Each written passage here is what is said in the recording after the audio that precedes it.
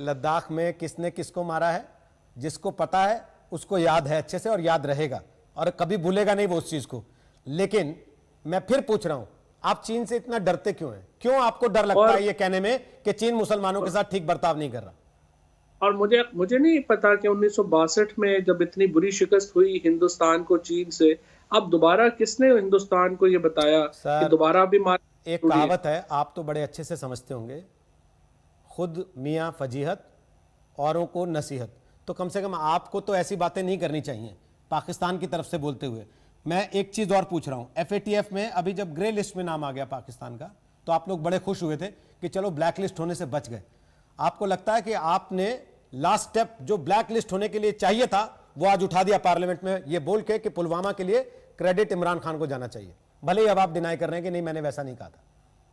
नहीं, मेरा ख्याल है कि FATF में तो फरवरी में हम जो है वो बिल्कुल मुकम्मल बाहर आ जाएंगे और उसमें कोई ऐसी कोई इशू नहीं है। लेकिन जहाँ तक इस बात का ताल्लुक है कि हिंदुस्तान का जो मुसलमान है वो परेशान है, सर उसने कश्मीरी आपको वोट नहीं परेशान। देना, उसने जिसको वोट देना है वो उसी को देगा, तो उसके लिए कैंपेनिंग करने का फायदा नहीं।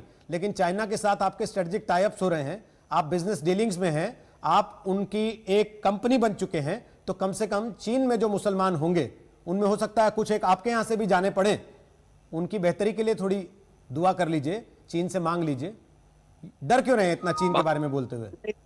बात यह है कि हिंदुस्तान के, मैं इस वक्त एक हिंदी टीवी के ऊपर हूँ और मुझे लगा ये है कि आपको चाइना का फोबिया हो गया है। सर आप हर बात में चाइना को ला रहे हैं, तो मुझे लगता है, मुझे जरा चौधरी बताइए साहब, कि क्या चाइना का बहुत ज्यादा फोबिया मार पड़ी? किसको है ये 15-20 मिनट की बातचीत सुनने के बाद सबको क्लियर हो जाएगा। पर आप आए आज तक पर, आपने हमसे बात की, उसके लिए मैं आपको शुक्रिया नहीं कहूंगा सर, मैं गेट वेल सून कहूंगा। गेट वेल सून, आज तक पर आए, चलिए, आगे उम्मीद करेंगे जब आएंगे तो बेहतर स्थिति में कुछ बात होगी। डेफिनेटली।